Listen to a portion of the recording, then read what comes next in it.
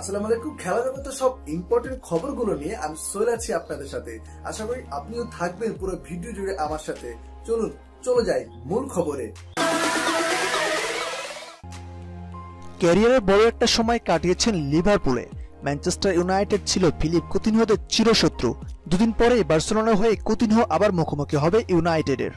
সাবেক Liverpool midfielder বলছেন, champions লিগের কোয়ার্টার ফাইনালে ইউনাইটেডকে হারাতে পারলে একটু বেশিই খুশি হব আমি। প্রিমিয়ার লিগের খেলার সময় প্রতি মৌসুমে ইউনাইটেডের বিপক্ষে খেলতে হতো কুতিনহোকে। 2 বছর আগে বার্সাতে চলে আসায় বহুদিন ওল্ড ট্রাফোর্ডে খেলেনি তিনি। লিভারপুলের হয়ে খেলার সময় ইউনাইটেডকে হারিয়ে যে আনন্দ পেতেন, বার্সার হয়ে সেটা দ্বিগুণ হবে বলে বিশ্বাস কুতিনহোর। কুতিনহো বলছেন, লিভারপুল ইউনাইটেড দৌড়টা বার্সার ম্যাচে নেই।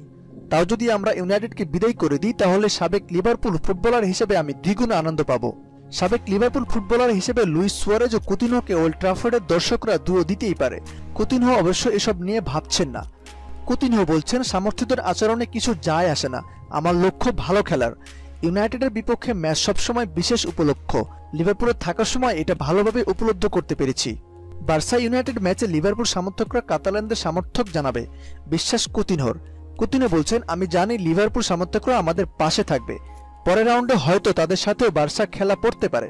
অনফিল্ডে খেলতে যাওয়া হবে স্বপ্নের মতো, যদিও তখন আমি বার্সার জয়ই চাইব। লিভারপুলের বিপক্ষে অবশ্য ফাইনালে খেলতে চাই আমি।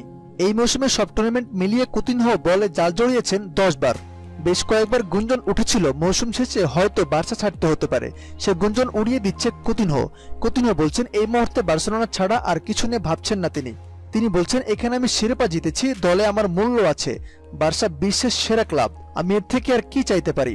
এই মুহূর্তে এখানে সব মনোযোগ দিতে চাই, ইংল্যান্ড কিংবা অন্য কোথাও যাওয়ার পরিকল্পনা নাই আপাতত। আগামী পরশু ওয়ার্ল্ড ট্রাফোর্ডে কোয়ার্টার ফাইনালে মুখোমুখি হবে বার্সা ইউনাইটেড। খেলা জগতের সর্বশেষ খবর সবার আগে পেতে আমাদের চ্যানেলটি সাবস্ক্রাইব করে পাশে থাকা বেল আইকনটি বাজিয়ে দিন। ধন্যবাদ।